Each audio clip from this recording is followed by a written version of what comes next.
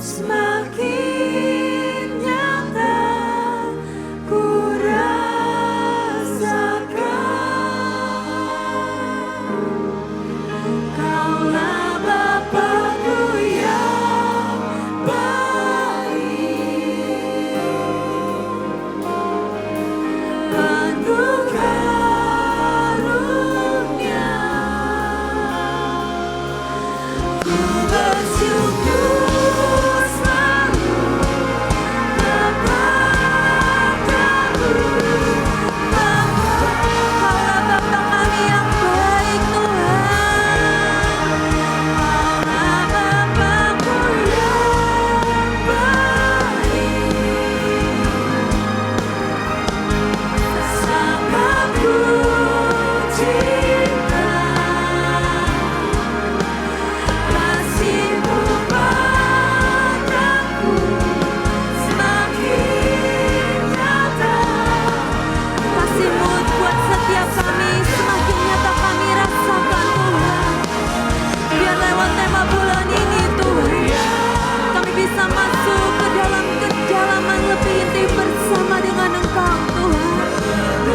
Mari tuntun setiap langkah kaki kami, Tuhan. Kami bersyukur punya Allah seperti Engkau.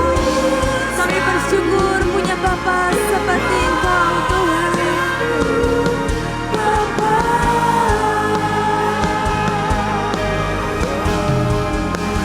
ku bersyukur selalu kepadamu, Bapa. Kami bersyukur punya Engkau sebagai Allah kami, Tuhan. Kami bersyukur mempunyai Engkau sebagai Bapa setiap kami, Tuhan. Bapa. Kami naikkan setiap doa dan kerinduan kami di hadapan-Mu, Tuhan. Mari tetap bersama dengan kami ya Tuhan. Engkaulah Bapa kami yang baik. Engkau menyediakan apapun yang kami perlukan. Buat tema bulan ini kami bisa menangkap jauh lebih dalam, Tuhan. Masuk dalam lebih keintiman bersama dengan Engkau. Mari kuasai setiap hamba-Mu yang memberitakan firman-Mu, Tuhan. Buat kami bisa menjadi penyalur-penyalur firman-Mu, tertanam di tanah yang subur, dan menjadi fondasi yang kuat untuk setiap kami di dalam Engkau. Kami undang kehadiran-Mu di tengah-tengah kami ya Tuhan. Bukan dengan kuat dan gagah kami, melainkan semuanya hanya karena anugerah-Mu. Kami bisa ada sampai hari ini Tuhan. Kami serahkan semuanya ke dalam tangan-Mu. Di dalam nama Yesus. Haleluya. Amin, amin, amin. Silahkan duduk saudara. Shalom. Kita sudah hampir sampai di penghujung bulan Maret. Saya rasa tahun ini Tuhan membawa sangat cepat. Kita sudah sampai di bulan Maret, nanti minggu depan sudah masuk ke dalam bulan yang baru yaitu bulan April. Hari ini saya mau sharing tentang sebuah tema di bulan ini yaitu masuk lebih dalam bersama dengan Tuhan. Tapi saya beri tema untuk hari ini, The Beauty of Intimacy. Keindahan dalam sebuah keintiman ketika kita berjalan bersama dengan Tuhan. Dikatakan dalam ayat 29 ayat yang keempat dan 5. Saat aku dalam masa prima persahabatan Tuhan terasa di rumahku. Yang Maha Kuasa masih bersamaku dan anak-anakku ada di sekitarku. Saya banyak belajar saudara dari bagaimana kehidupan Ayub. Seseorang yang sangat intim dengan Tuhan. Seseorang yang menurut saya level cintanya, level kasihnya sama Tuhan udah super duper cinta mati sama Tuhan. Dan bagaimana dia bisa bergaul karib dengan Tuhan. Ketika kita berbicara tentang sebuah keintiman yang mendalam itu ibarat sebuah persahabatan ilahi yang mengetahui rahasia, menghargai dan menjaga kasih itu tetap utuh. Kalau kita berbicara tentang sebuah keintiman, itu sudah pasti ada dua arah yang harus melakukan sesuatu. Bukan hanya ketika kita menunggu kekasih kita untuk melakukan sesuatu, tetapi ada dua arah yang bagaimana caranya akan tetap menjaga keutuhan kasih itu. Kasih Ayub terhadap Tuhan itu dipadukan seperti heart and soul. Kalau saudara pernah dengar, I'm with you heart and soul. Saya bersama dengan engkau, hati dan jiwaku bersama dengan engkau. Jadi bukan lagi semata kaki, bukan lagi sedengkul, bukan lagi sepinggang, tetapi tenggelam bersama dengan Tuhan. I'm with you heart and soul. Tuhan, apapun yang terjadi, aku akan tetap bersama dengan engkau. Hati dan jiwaku akan tetap sepakat bersama dengan engkau. Itu namanya I'm with you heart and soul. Kasih yang sejati berasal dari pengenalan yang sungguh-sungguh terhadap Tuhan. Ada bagian yang harus kita kerjakan. Menggali karakternya secara mendalam. Kenali Tuhan. Tuhan itu siapa sih buat hidupku? Apa kita hanya tahu Tuhan? Oh Tuhan, saya tahu engkau mati di kayu salib buat hidupku. Selesai. Tapi kalau kita mengenal Tuhan, Tuhan itu gak suka kalau saya ngelakuin ini, saya gak bakal ngelakuin ini deh. Saya tahu apa yang saya lakukan dengan sangat nyaman, tapi itu mendukakan hati Tuhan, menyakitkan hati Tuhan. Maka kita akan berhenti melakukan hal itu. Gali lebih dalam, punyai keintiman lebih dalam. Bahkan seperti yang Engkong Yusak katakan, pakai baju apa aja, tanya sama Tuhan. Tuhan, hari ini aku harus pakai baju apa? Tuhan, hari ini aku harus melakukan apa? Itu yang namanya bergaul karib dengan Tuhan. Berjalan di jalannya, selalu sepakat seirama dengan Tuhan. Percayalah saudara, bahwa tidak semua yang kita inginkan itu yang Tuhan berikan. Kenapa? Karena Tuhan mengasihi setiap hidup kita. Terkadang kita menginginkan sesuatu misalnya, tapi memang mungkin belum saatnya, ya Tuhan belum berikan. Apakah Tuhan jahat? Saya rasa enggak. Justru karena Dia sangat mengasihi setiap hidup kita. Kasih yang sejati itu juga berbicara tentang penyerahan seutuhnya kepada kehendak-Nya. Seperti yang dari dulu Engkong Yusak selalu berkata, selalu berdoa sama Tuhan. Tuhan, mari paksakan rencanamu terjadi dalam hidupku. Jadi bukan kehendak kita lagi yang jadi, tetapi kehendak Tuhan murni yang terjadi dalam setiap kehidupan kita. Level kasih Ayub, saya hari ini mau bahas tentang Ayub, nanti ibu saya lanjutkan. Saya rasa level kasih Ayub adalah level kasih yang sangat-sangat tinggi. Saya belajar bagaimana Tuhan memasukkan dia dalam proses demi proses kehidupan. Bagaimana dia diuji imannya. Saya rasa belum tentu kalau itu terjadi dalam setiap hidup kita, kita juga bisa kuat menjalani itu semua. Saya juga banyak mendengar, mungkin banyak pelayan Tuhan sedikit kecewa meninggalkan Tuhan. Gitu. Apa kabarnya dengan Ayub? Buat saya, Ayub membayar harga yang sangat-sangat mahal. Bahkan anak-anaknya sampai meninggal, seluruh hartanya habis binasa semuanya. Dia dari orang yang paling kaya menjadi orang yang paling tidak punya apa-apa. Dan yang terakhir, kesehatannya pun diambil. Dia menjadi seseorang yang sakit. Tapi di firman dikatakan, sampai Tuhan membunuhku, aku tidak akan pernah meninggalkan dia. Ada firmannya. Level kasih Ayub sama Tuhan, cinta cita mati pol-polan gitu. Tuhan mau ngelakuin apa dalam hidupnya pun dia akan tetap berkata, Tuhan baik. Tuhan gak pernah jahat buat hidupku. Tapi mungkin ketika kita baca dalam kitab Ayub, ada saatnya dia bergumul, dia mau menyerah. Itu namanya manusiawi kalau menurut saya. Manusia bebas berekspresi. Ada saatnya dia berkata, mungkin aku ingin meninggalkan semua. Tapi dia tidak pernah mengutuk Tuhannya. Dia akan tetap berkata bahwa Tuhan itu baik buat hidupnya. Saya kemarin sempat baca ada 2 jenis karakter, kategori tentang takut akan Tuhan. Ini dikutip dari salah satu khotbahnya dari Smith Wigglesworth. Sebentar. Dikatakan ada 2 jenis takut akan Tuhan. Yang pertama adalah takut akan Tuhan karena takut mati katanya.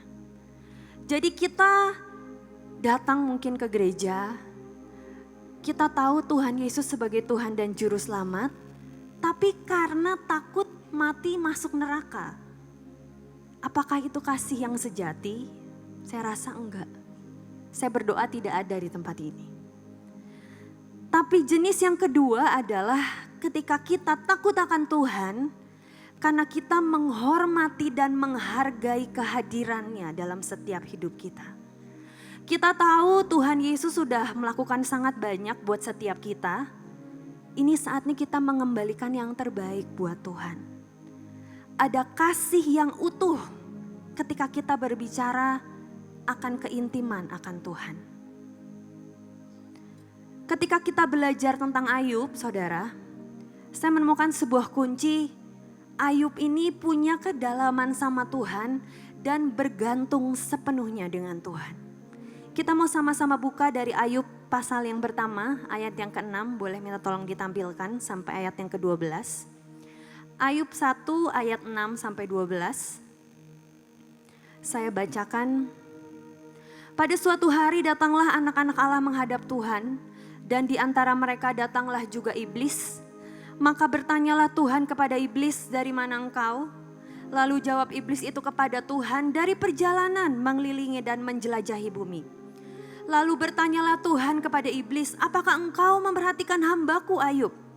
Sebab tiada seorang pun di bumi seperti dia, yang demikian saleh dan jujur, yang takut akan Allah dan menjauhi kejahatan. Tuhan kelihatannya sayang banget sama Ayub. Sampai dia berkata, sebab tiada seorang pun di bumi seperti dia. Yang demikian saleh dan jujur, dia sudah punya tempat yang istimewa dan spesial di hati Tuhan. Tetapi ayat yang ke-9, lalu jawab iblis kepada Tuhan, apakah dengan tidak mendapatkan apa-apa Ayub takut akan Allah? Katanya. Bukankah engkau yang membuat pagar sekeliling dia dan rumahnya serta segala yang dimilikinya? Apa yang dikerjakannya telah kau berkati, dan apa yang dimilikinya makin bertambah di negeri itu. Ayat yang ke-11, tetapi ulurkanlah tanganmu dan jamalah segala yang dipunyainya. Ia pasti mengutuki engkau di hadapanmu. Nah, ayat yang ke-12, maka firman Tuhan kepada iblis, nah segala yang dipunyainya ada dalam kuasamu. Hanya janganlah engkau mengulurkan tanganmu terhadap dirinya. Kemudian pergilah iblis dari hadapan Tuhan. Ketika Ayub dicobai Tuhan, terkadang itu sama seperti hidup kita. Mungkin ketika Tuhan mengizinkan banyak pergumulan, banyak tantangan yang terjadi dalam setiap kehidupan kita, itu justru fase-fase di mana apakah kita ditemukan dan diuji mempunyai kedalaman bersama dengan Tuhan. Mungkin terkadang Tuhan izinkan keluarga kita ada yang sakit. Divonis dokter umurnya mungkin tidak lama lagi. Apakah iman tetap didapatkan dalam kehidupan kita? Mungkin ketika kita sedang sukses-suksesnya, Tuhan izinkan kita mengalami mungkin kegagalan, mungkin ditinggalkan orang. Apakah kita mempunyai masih iman yang sama di dalam Tuhan? Ataukah justru ketika masalah itu datang, badai itu datang, justru itu membuat iman kita hancur. Percayalah saudara, seperti apa yang Tuhan katakan kepada si jahat, si setan ini gitu.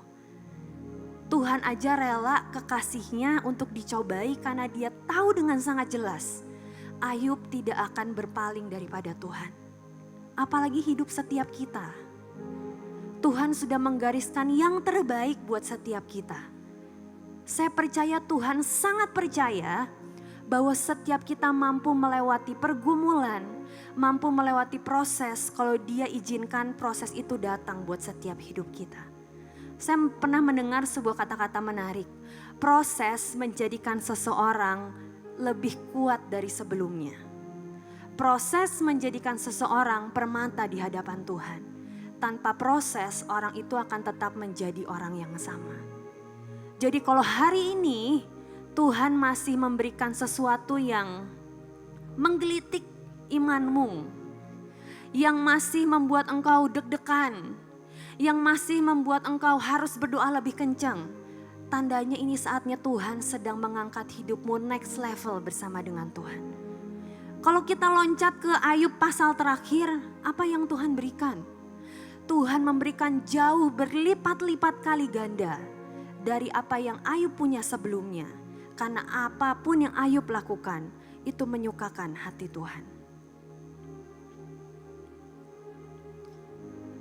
Ketika kita berbicara tentang pengujian iman dalam hidup Ayub, Tuhan menyiratkan bahwa Ayub mencintainya karena siapa dia. Namun setan mengklaim bahwa Ayub akan mengutuk Tuhan jika dia kehilangan harta miliknya. Saya melihat sebuah perumpamaan tentang kisah ini. Bayangkan dengan seseorang pria yang menikahi wanita idamannya. Seorang wanita yang sangat ia cintai hanya untuk kemudian bahwa wanita itu tersebut diketahui hanya menikahinya demi uang. Laki-laki tersebut mungkin berpikir bahwa perempuan tersebut menikah dengan dirinya apa adanya. Karena karakternya kan ada hubungan yang sangat dekat, melewati masa-masa indah bersama. Tetapi yang setan inginkan dan pikirkan bahwa dari sudut pandangnya dia melihat bahwa Ayub ini seperti wanita ini yang menikah karena hanya perlu uang gitu. Tapi Tuhan selalu melihat dari sisi lain. Dia percaya bahwa kekasihnya tidak akan pernah meninggalkan Tuhan. Ketika sesuatu terjadi dalam hidup Ayub yang tidak enak, siapa yang harus bertanggung jawab buat semuanya? Saya percaya kisah Ayub ini bukanlah sebuah kisah yang terjadi sehari 2 hari. Mungkin tidak 3-4 bulan. Mungkin ini terjadi bertahun-tahun lamanya. Pelan-pelan yang pertama dia kehilangan semua lembu dan keledainya. Serta semua kecuali pelayan yang merawat mereka. Kemudian hamba yang lain datang dan berkata, api Tuhan turun dan membakar semua dombamu dan hamba-hambamu. Hanya aku yang lolos katanya. Yang ketiga, kemudian hamba yang lain berkata bahwa orang Kasdim datang. Membunuh semua hambanya dan mengambil semua untanya.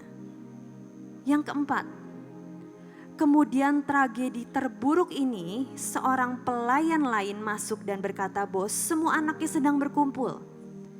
Angin topan melanda rumah tempat mereka berpesta dan membunuh mereka semua. Itu terjadi secara berurutan saudara. Bayangkan.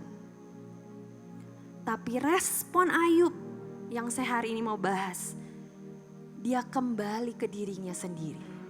Dia tidak pernah menyalahkan Tuhan. Apa yang dia lakukan, dia bangkit, merobek jubahnya dan mencukur kepalanya. Ini artinya apa? Ketika dia masuk ke dalam sebuah deep mourning, kedukaan yang sangat dalam dan memperlihatkan apa yang sedang ada dalam hatinya. Dikatakan dalam ayat 1 ayat yang ke-20 sampai 22, maka berdirilah Ayub lalu mengoyak jubahnya dan mencukur kepalanya. Kemudian sujudlah ia dan menyembah, katanya. Dengan telanjang aku keluar dari kandungan ibuku. Dengan telanjang juga aku akan kembali ke dalamnya. Tuhan yang memberi, Tuhan yang mengambil, terpujilah nama Tuhan. Semua yang tidak baik terjadi dalam hidupnya. Berurutan, tiba-tiba. Gak ada angin, gak ada hujan, tiba-tiba jadi semua. Hartanya hilang, anak-anaknya dipanggil Tuhan pulang meninggal semuanya. Tetapi respon hatinya bukannya menyalahkan Tuhan, pergi meninggalkan Tuhan.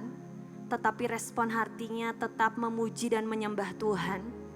Bahkan masih dikatakan bahwa Tuhan yang memberi, Tuhan yang mengambil, terpujilah nama Tuhan. Pertanyaannya saudara, kalau itu terjadi dalam setiap hidup kita, apakah keintiman yang kita punya saat ini bisa mempunyai respon yang sama dengan Ayub?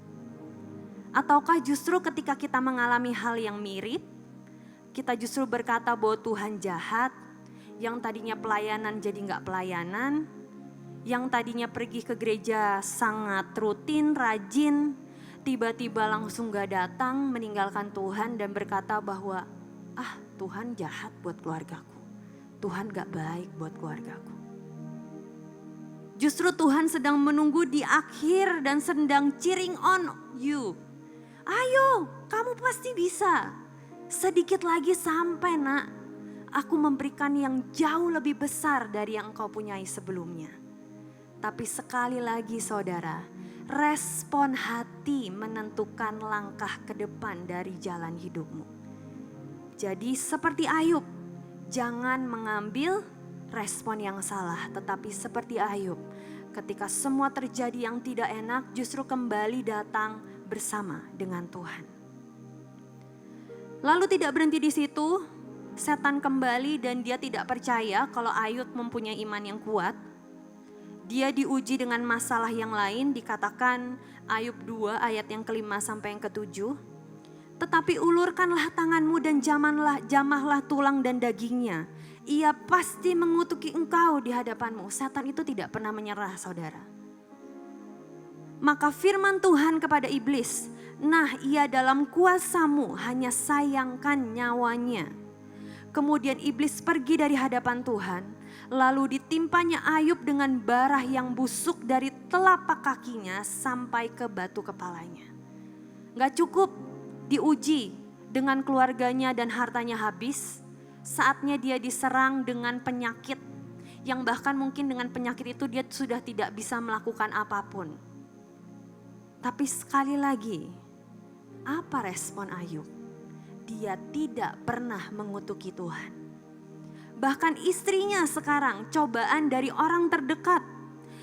Dikatakan dalam Ayub 2 ayat yang ke-10, maka berkatalah istrinya kepadanya, masih bertekunkah engkau dalam kesalehanmu? Istrinya yang ngomong, kutukilah Allahmu dan matilah katanya. Mungkin istrinya melihat Ayub sudah tidak ada harapan. Yang tadinya dari orang besar menjadi orang yang tidak punya apa-apa, ditinggalkan semua keluarganya. Bahkan istrinya sampai berkata, kutukilah Allahmu dan matilah katanya. Tetapi jawab Ayub kepadanya, engkau berbicara seperti perempuan gila katanya. Apakah kita mau menerima yang baik dari Allah, tetapi tidak mau menerima yang buruk? Bayangkan saudara, dia masih bisa percaya sepenuhnya kepada Tuhan, bahwa Tuhan akan tetap menolong dan menyertai dia. Dalam kesemuanya itu Ayub tidak berbuat dosa dengan bibirnya. Dikatakan Ayub tidak berbuat dosa dengan bibirnya. Dan ketika teman-teman Ayub datang, mungkin teman-teman Ayub berkata, kamu pasti ngelakuin kesalahan gitu. Tapi Ayub tetap bersikokoh, percaya bahwa Tuhannya hidup dan Tuhannya besar. Pernahkah kita merasa bahwa kita gak ngerti kenapa semua ini terjadi? Mungkin dalam satu titik kita bingung gitu. Kenapa semua ini terjadi tidak sesuai dengan apa yang kita inginkan? Dalam satu titik kita mungkin bertanya sama Tuhan, Tuhan, aku udah gak tahu harus ngapain. Aku hanya bisa berserah penuh sama Engkau, tapi tidak keluar sesuatu yang tidak baik keluar dari hidup kita. Saya mau kesaksian saudara. Saya pernah merasa bahwa ketika Tuhan mendidik saya lebih dewasa, sampai satu titik saya udah gak tahu harus ngapain. Tapi toh Tuhan selalu menunjukkan kuasanya. Contoh, beberapa bulan yang lalu saya ini diundang khotbah saudara. Dalam sebuah gereja di luar dari AOC, dan itu pertama kali saya khotbah di gereja itu. Saya rasa hari-hari itu Tuhan sedang membawa saya untuk, "Nak, ayo belajar berserah penuh dengan aku," gitu.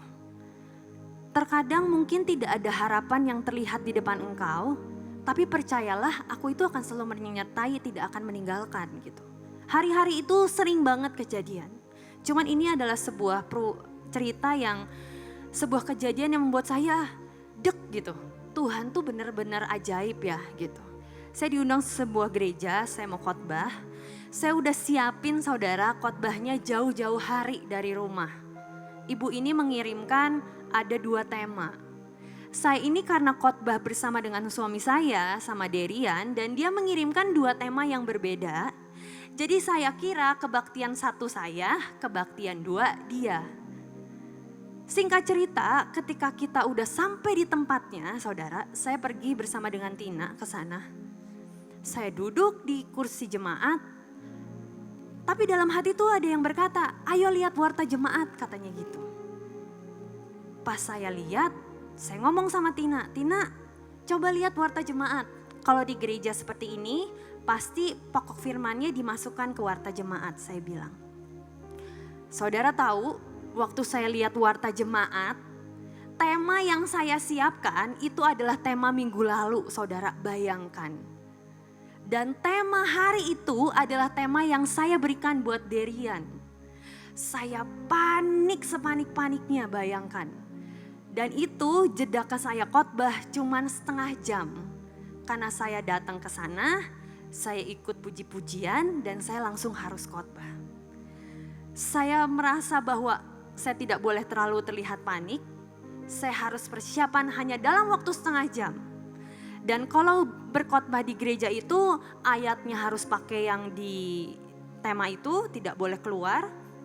Cerita Alkitabnya yang diambil juga harus pakai yang sama. Jadi saya nggak bisa comot cerita lain dimasukin. Terus dia ada poin-poinnya 3-4 poin yang harus diberitakan dan harus diucapkan. Saya sampai bingung, Tuhan ini gimana caranya, saya harus lari kemana gitu. Saya pulang juga nggak bisa. Mimbar sudah di depan saya. Sebentar lagi saya harus naik ke mimbar. Dan di situ anehnya saudara, hati tuh rasanya tenang banget. Ada damai sejahtera dari Tuhan. Sampai ada Roh Kudus dalam hati saya berkata, "Nak, mau gak coba mengalir bersama dengan aku?" Mengalir sih oke Tuhan. Tapi ini masalahnya ada patokan-patokannya ini loh, saya bilang tuh. Ya udah Tuhan, aku mau belajar. Tuhan baik banget saudara. Singkat cerita dalam waktu 15 menit, saya beresin semua. Saya ikut nyembah Tuhan 10 menit, akhirnya saya naik mimbar dan saya beritakan firman Tuhan. Dan semuanya lancar, hadirat Tuhan sangat luar biasa, sangat indah dan Tuhan bekerja dengan sangat ajaib. Terus besoknya, minggu depannya saudara, kejadian lagi buat hidup saya, bergantung sepenuhnya sama Tuhan. Di hari itu saya harus antar Emma, antar Casey dan antar saya sendiri ke rumah sakit. Saya nyetir sendiri di Jakarta. Hari itu hektik banget. Dan tiba-tiba ketika kita pulang dari rumah sakit, saya nyetir mobil. Tiba-tiba di hati sekali lagi, "Ayo cek e-tolnya.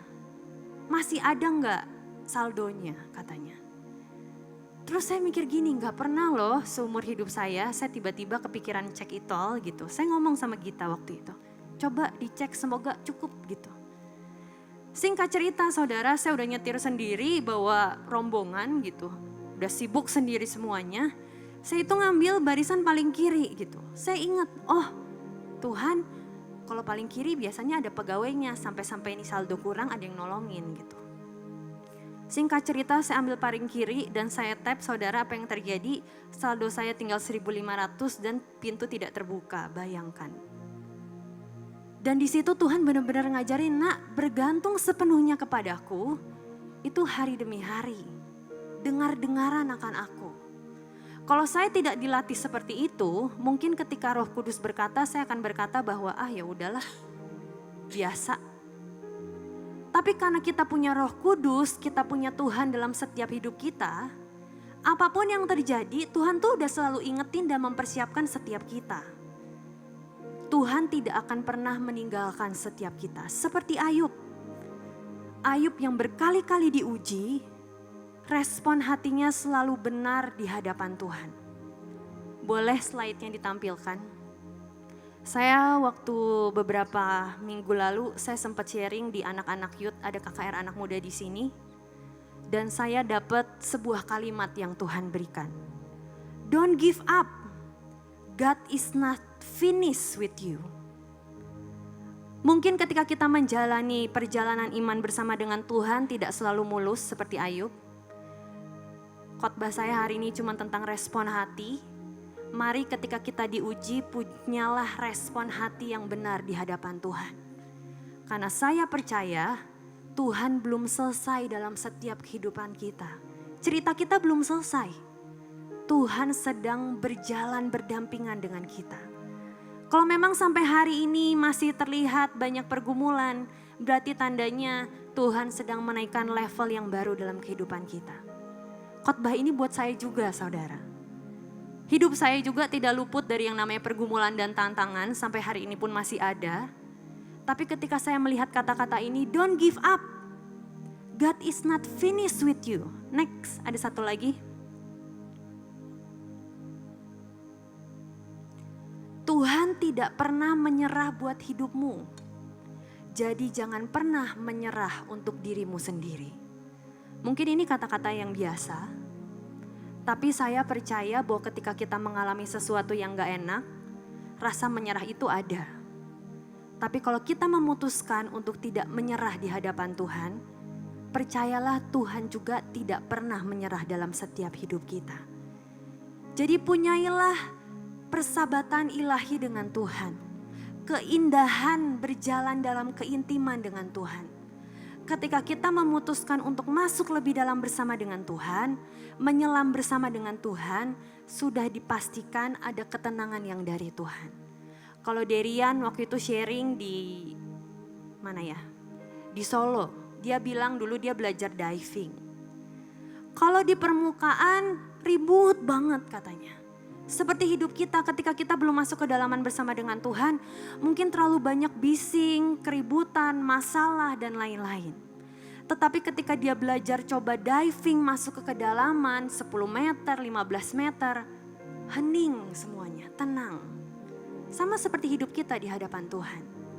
Kalau hidup kita masuk lebih dalam bersama dengan Tuhan, kita punya ketenangan yang dari Tuhan untuk melewati semua. Saya mau tutup dengan sebuah video, boleh diputar videonya. Ini tentang don't give up on yourself. Saya percaya setiap kita punya destiny yang besar.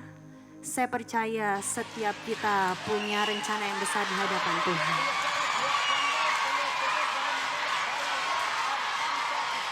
Ini adalah cerita dari 2 sekolah. Anak ini berperan sangat penting, sama seperti kehidupan kita. Terkadang seperti Ayub, kita dicoba untuk ditarik sama si jahat. Hampir melewati finish line. Hampir yang namanya menyerah, meninggalkan Tuhan. Tetapi anak ini terus menarik karena dia tahu apa yang disediakan ketika dia menang. Bayangkan saudara, teman-temannya udah pindah jalur, udah kalah. Jadi mungkin 9 lawan 1 orang. Dia tetap menarik bahkan hampir menyentuh garis. Hampir kalah timnya. Sama seperti kehidupan kita di hadapan Tuhan. Terkadang mustahil buat kita menang. Tapi selalu ada yang namanya anugerah. Karena kita punya kedalaman bersama dengan Tuhan. Dia sampai nangis, terkadang kita nangis. Kita letih tapi belum selesai. Dia akhirnya harus pindah ke depan. Harus menarik sampai tuntas, sampai satu timnya menang.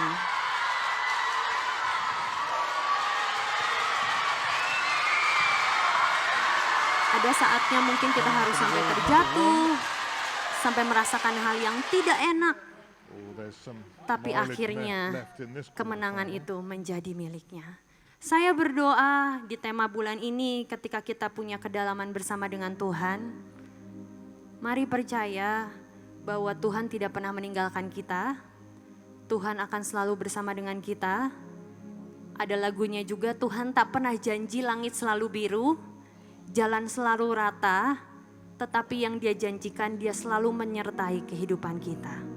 Jadi kalau kita masih dimasukkan ke dalam proses, percayalah Tuhan sedang menguji iman kita untuk semakin diperkuat di dalam Tuhan. Tuhan Yesus memberkati.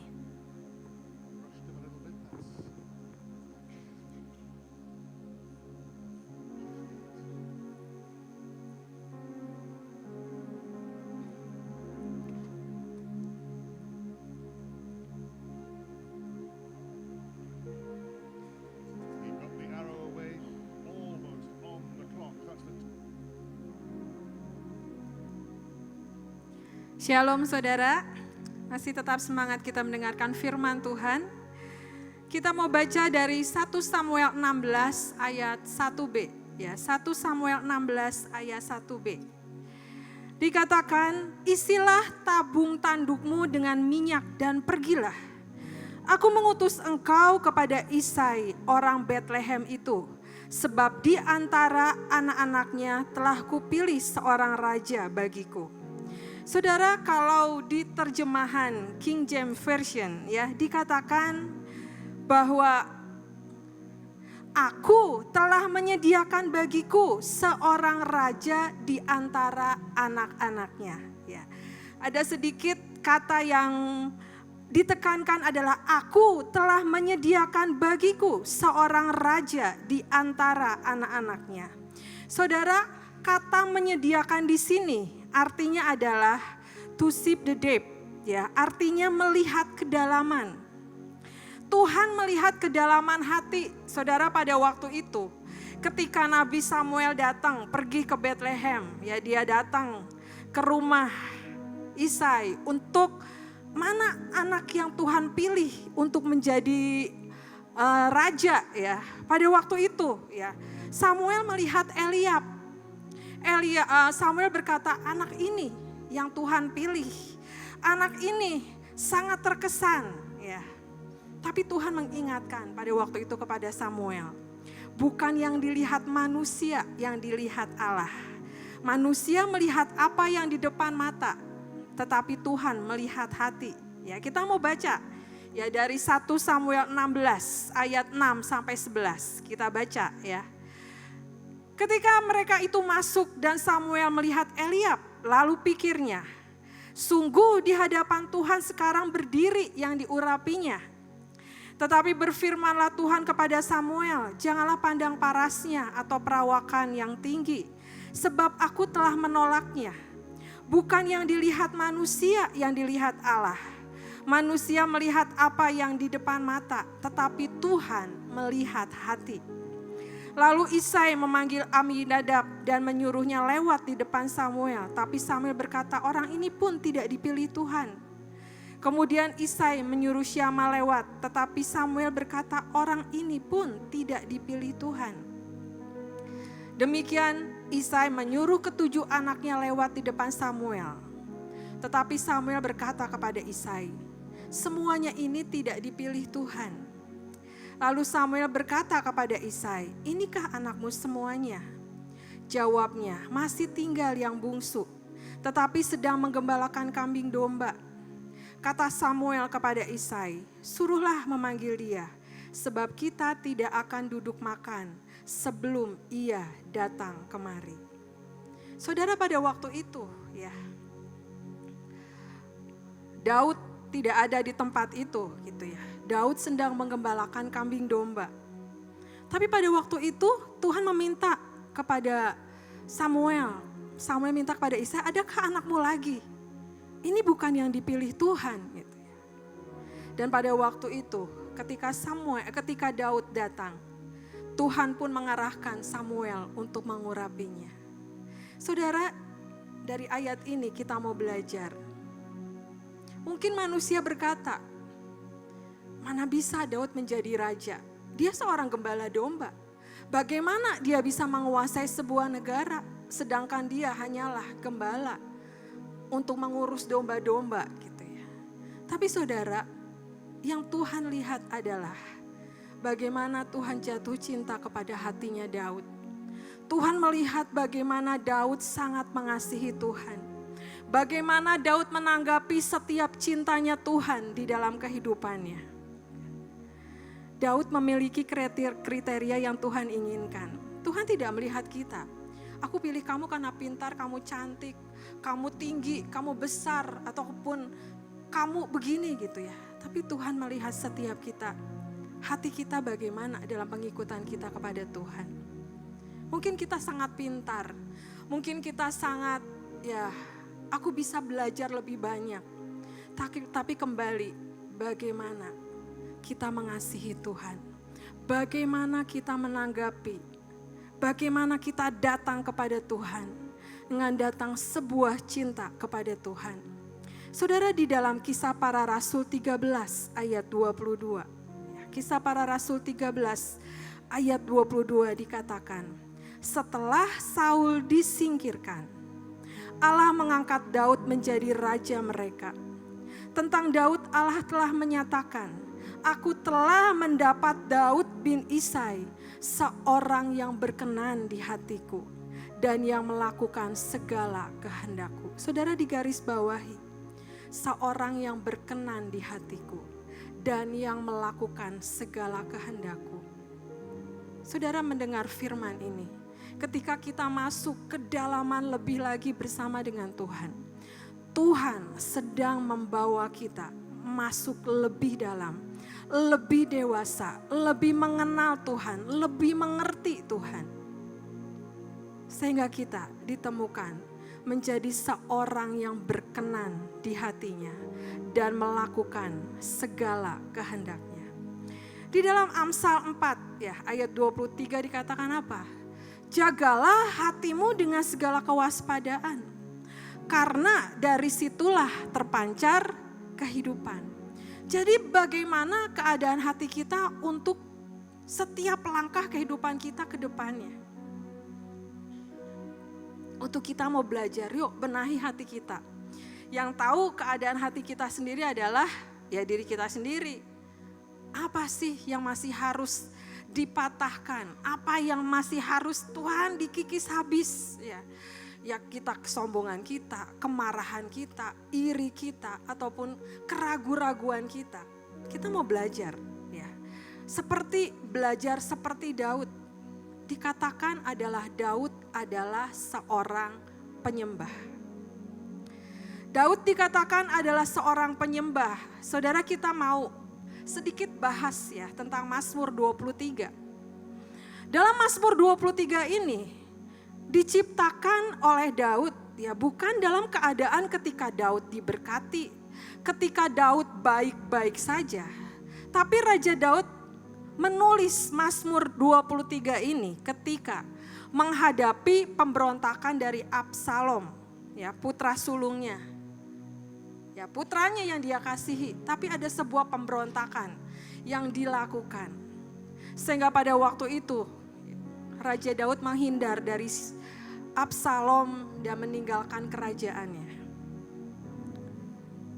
Dan pada waktu itu Raja Daud bisa untuk Absalom anaknya dengan dia sebagai seorang raja, dengan kekuatannya, dengan semua yang dia miliki bisa untuk disingkirkan gitu.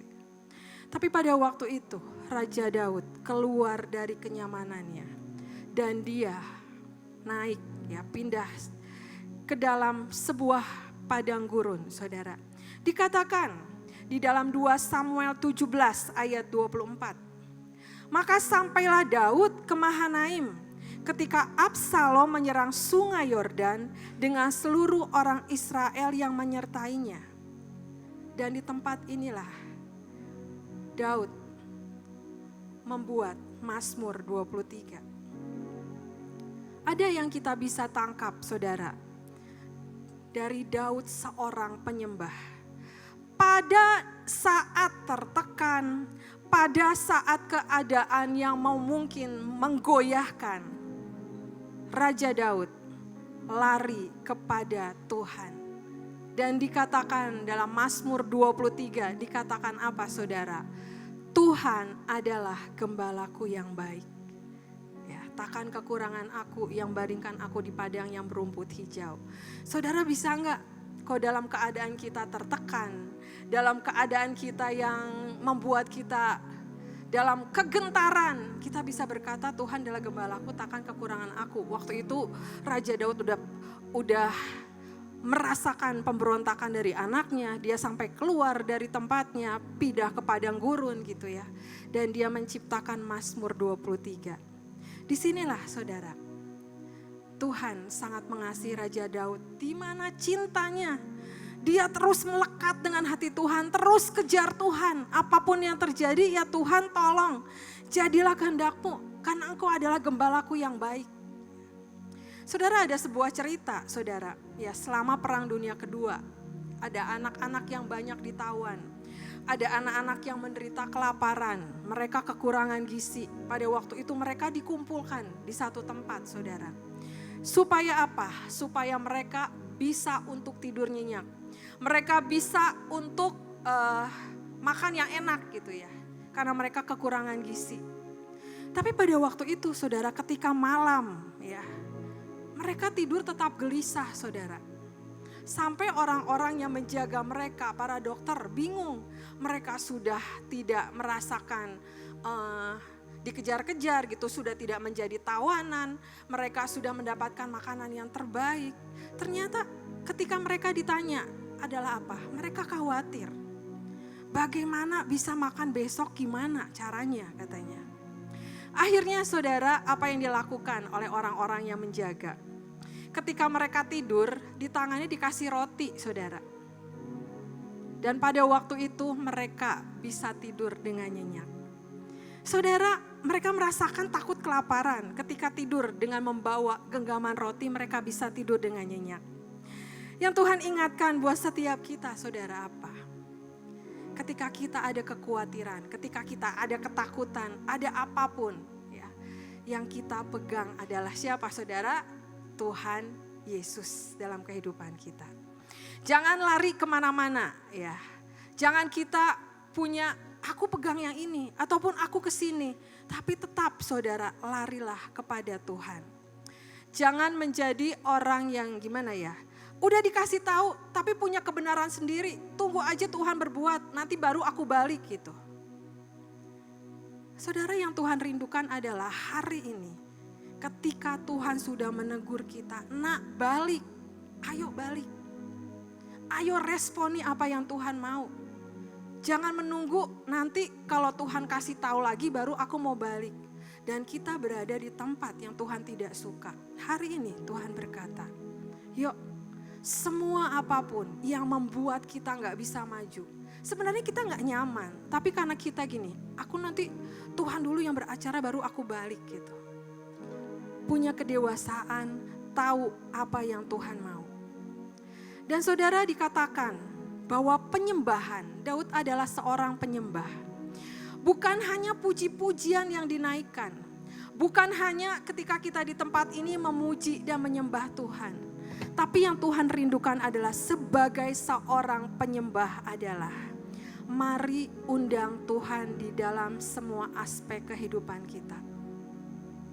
Ketika kita ada di tempat sekolah, ketika kita bekerja, ketika kita ada di tempat pelayanan, ketika kita ada dimanapun, mari undang Tuhan untuk Tuhan beracara untuk setiap langkah kehidupan kita. Saudara, saya punya kesaksian, saudara. Saudara masih ingat gak bulan lalu saya kesaksian apa? iPad saya padam, masih ingat ya? iPad saya mati yang sudah 3 bulan, terus tiba-tiba Tuhan berkata, ambil iPad-nya, urapi dengan darah Yesus dan langsung dicas gitu ya. Saudara, iPad-nya langsung nyala gitu ya. Enggak nunggu sampai 5 menit, enggak. Langsung, padahal sebelumnya dicas berapa kali enggak bisa, tukar kabel enggak bisa, udah enggak bisa, mati total gitu ya. Sampai tadinya akhirnya mau diservis, tapi saya enggak mau diservis. Ya karena takut nanti datanya hilang semua. Dan saudara, ada sesuatu ya, Tuhan tuh bilang ini, nak, kenapa ketika diuji engkau mulai goyah? Terus sudah gitu saudara, seminggu kemudian saya mempersiapkan khotbah lagi, iPad-nya mati lagi saudara. Wah, saya dalam hati saya gini, wah kemarin udah kesaksian, kok iPad-nya mati lagi gitu ya. ada perasaan di dalam hati saya, udah kesaksian Tuhan, iPad-nya mati lagi gitu. Terus saya pencet-pencet gitu ya, nggak nyala. Tapi dalam beberapa waktu kemudian 5 menit nyala lagi. Tuhan tuh cuman seperti gini loh, guyon gitu, nak diuji segitu aja kamu tuh ya, hati kamu tuh udah mulai goyah, udah mulai, ya Tuhan kenapa gitu. Kenapa ketika iPad ini mati tidak dideklarasikan bahwa pasti nyala lagi. Saudara, itu respon hati saudara. Dan ketika saya mengalami ini gitu ya, ada sesuatu yang Tuhan bilang, belajar lebih dalam lagi. Bagaimana dengan setiap kita? Ketika kita menghadapi satu hal yang besar dalam kehidupan kita, ada iman yang kuat. Bagaimana ketika kita menghadapi hal-hal yang kecil dalam kehidupan kita, apakah tetap iman kita terus dibangkitkan untuk kita berkata, Tuhan adalah nomor 1 dalam kehidupan kita. Ya. Yang berikutnya, kita mau belajar tentang Daud. Ya. Ketika Daud hendak menyerang Goliat, saudara, tingginya Goliat itu 3,25 meter. Ya, tinggi segitu ya. Dan pada waktu itu saudara, semua bangsa Israel udah mengalami ketakutan, mengalami kegentaran gitu untuk menghadapi Goliat ini gitu saudara. Ternyata ya, Goliat itu menghadapi gitu ya, menantang bangsa Israel itu selama 40 hari saudara. Bayangkan. Yang namanya ketakutan jadi tambah bertumbuh. Siapa yang berani gitu ya. Dikatakan dalam 1 Samuel 17 ayat 11. 1 Samuel 17 ayat 11 dikatakan apa? Ketika Saul dan segenap orang Israel mendengar perkataan orang Filistin itu, maka cemaslah hati mereka dan sangat ketakutan. Di ayat 24 dikatakan, ketika semua orang Israel melihat orang itu, larilah mereka daripadanya dengan sangat ketakutan. Tapi pada waktu itu ya, datanglah Daud. Dan Daud datang untuk mengalahkan Goliat. Dengan apa saudara? 5 batu kecil dan sebuah ketepel gitu ya. Saudara, saya ingin membahas ya, dalam 5 batu itu. Apa Goliat-Goliat dalam kehidupan kita yang membuat kita apa? Hari semakin hari. Kenapa aku semakin hari gak bisa? Kenapa menghadapi ini gitu ya? Tapi kita belajar. Ada Tuhan dalam kehidupan kita. Kita belajar saudara. Yang pertama adalah batu masa lalu, stone of past. Bukan mengingat masa lalu yang jelek saudara, bukan. Tapi waktu itu Daud mengingat bahwa ketika dia mengalahkan singa dan beruang untuk memenangkan setiap domba-dombanya, ada penyertaan Tuhan. Dan ketika dia menghadapi Goliat, dia ingat semua kebaikan Tuhan yang Tuhan sudah lakukan dalam kehidupan kita. Sehingga iman dia dibangkitkan, semangat dia dibangkitkan. Tuhan ingatkan kita pada hari ini, yuk ketika kita menghadapi sesuatu, ingatlah semua kebaikan Tuhan yang sudah Tuhan berikan pada seluruh kehidupan kita. Dan pada saat itu, iman kita dibangkitkan, semangat kita dibangkitkan. Untuk apa? Tuhan bilang, nak lebih maju lagi, nak lebih kuat lagi. Bangun imanmu, bangun semangatmu.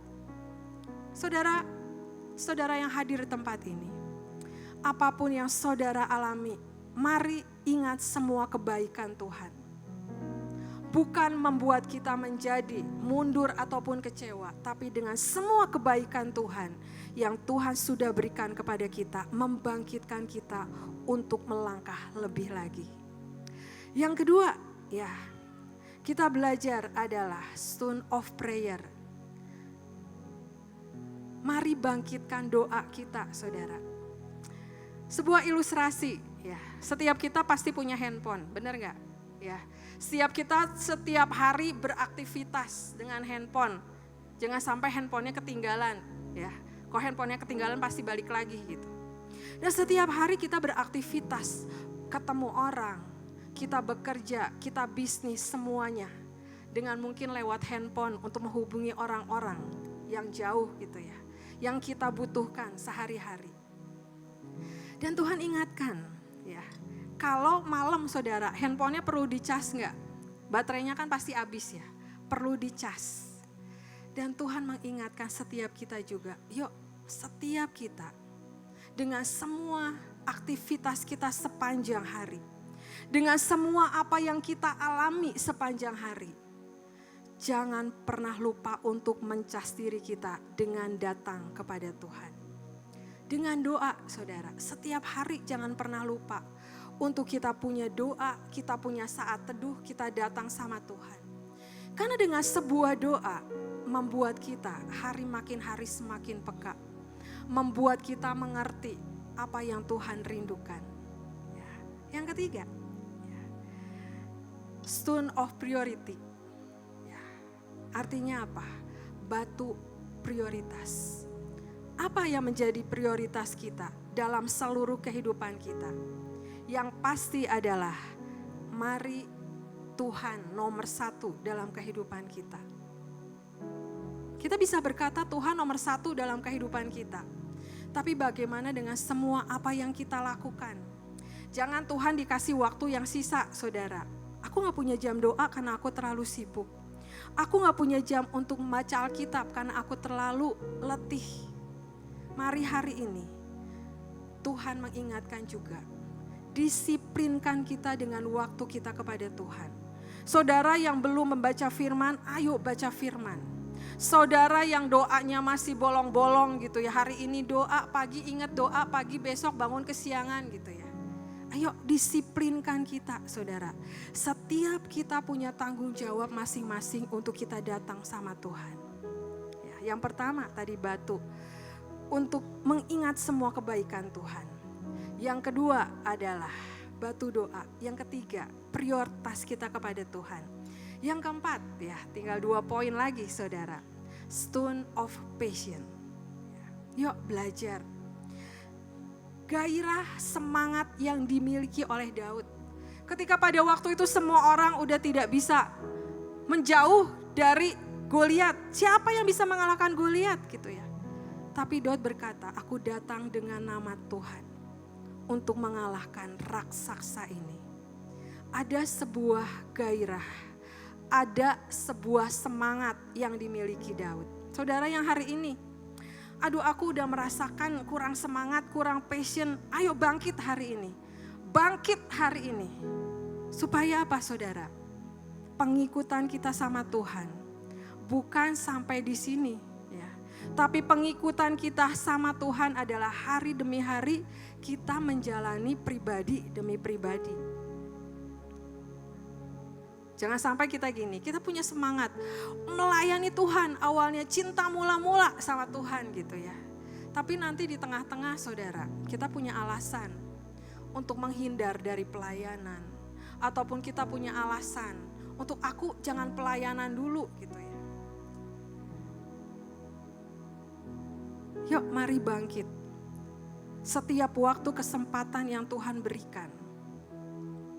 Berikan sama Tuhan.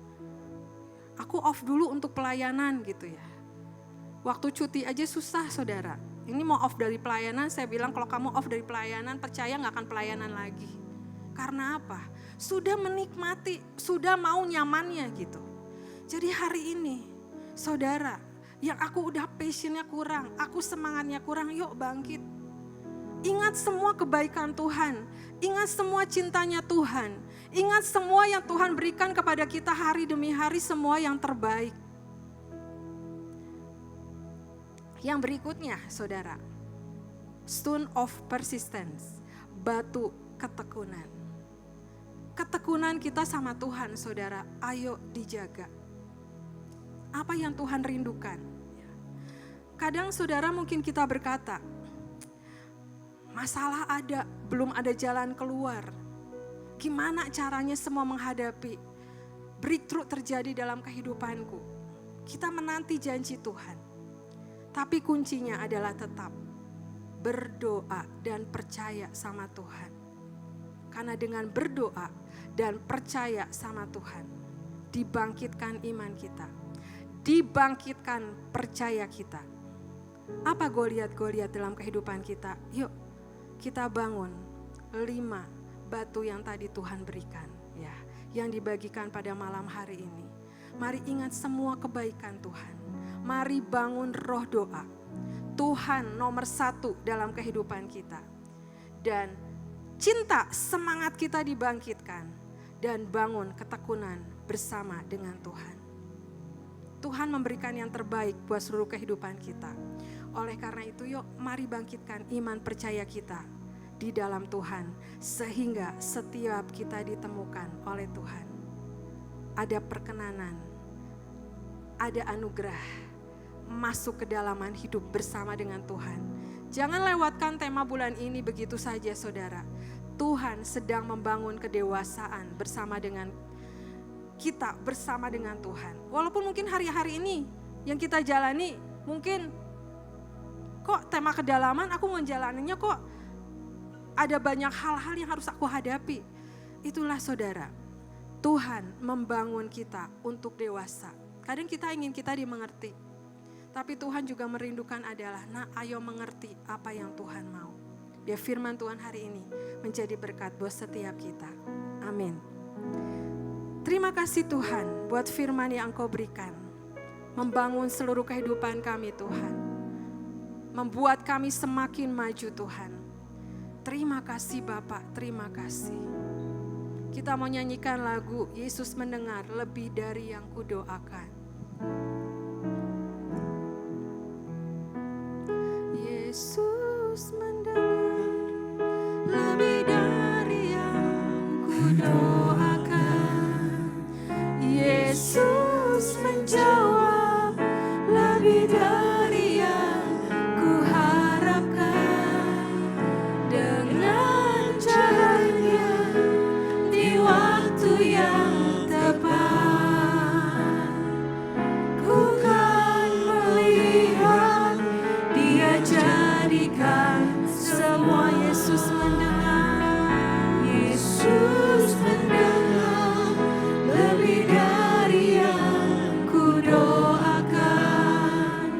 Yesus menjawab lebih dari yang kuharapkan. Dengan caranya di waktu yang tepat, ku kan melihat Dia jadikan semua.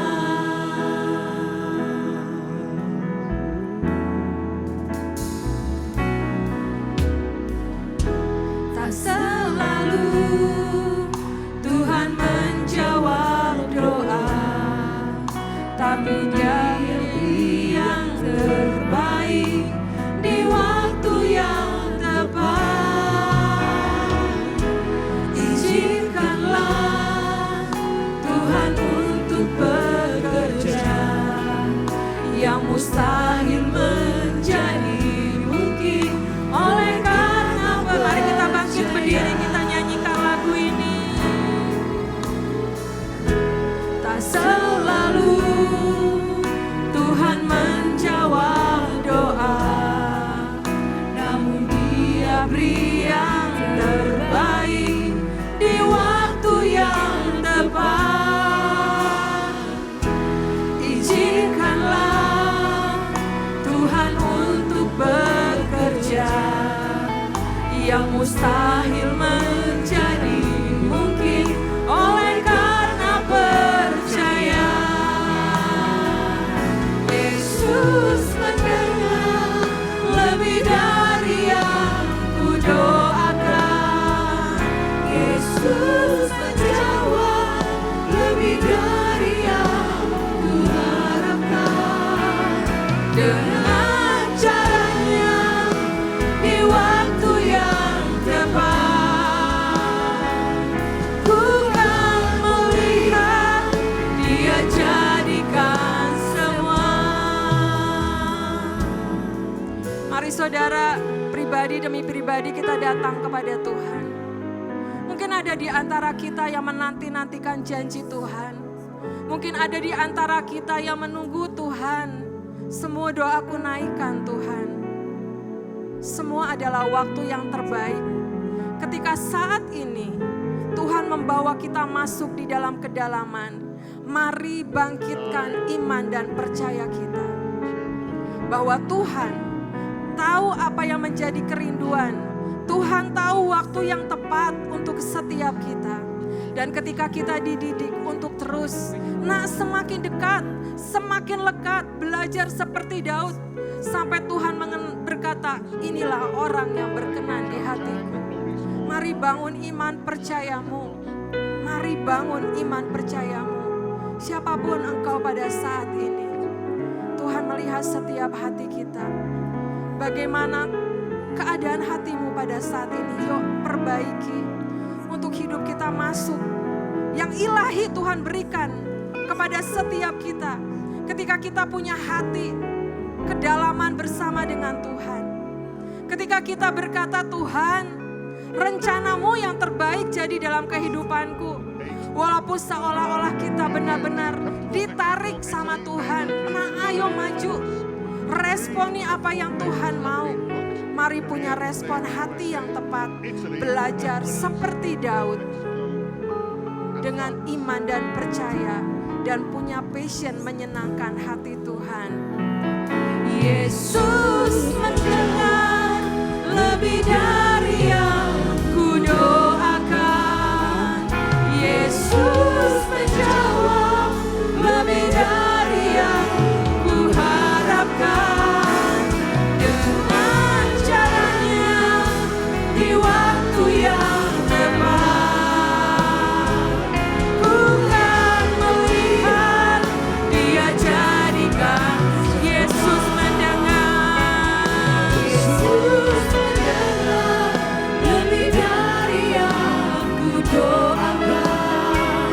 Yesus menjawab lebih dari yang ku harapkan. Dengan caranya di waktu yang tepat, ku kan melihat Dia jadikan. Yesus mendengar lebih dari yang ku doakan. Yesus menjawab lebih dari yang ku harapkan. Dengan caranya di waktu yang tepat, ku kan melihat Dia jadi. Yesus mendengar. Yesus mendengar lebih dari yang ku doakan. Yesus menjawab lebih dari yang ku harapkan. Dengan caranya di waktu yang tepat, ku kan melihat Dia jadikan semua. Ku kan melihat Dia jadikan semua. Ku kan melihat Dia jadikan semua. Kami mengucap syukur buat firman yang Kau berikan Tuhan. Firman Tuhan yang terus membenahi setiap kehidupan kami. Firman Tuhan yang terus membangun iman dan percaya kami Tuhan. Kami sangat percaya Tuhan setiap pelajaran-pelajaran, setiap firman yang Engkau berikan. Membangun setiap kami hari makin kuat di hadapan-Mu Tuhan. Bersama dengan Engkau. Terima kasih Tuhan buat semuanya. Segala puji, hormat, dan kemuliaan hanya bagi-Mu. Dan terima kasih Tuhan buat semua kemenangan demi kemenangan yang Engkau berikan. Dalam nama Yesus kami berdoa, haleluya, amin. Silakan duduk.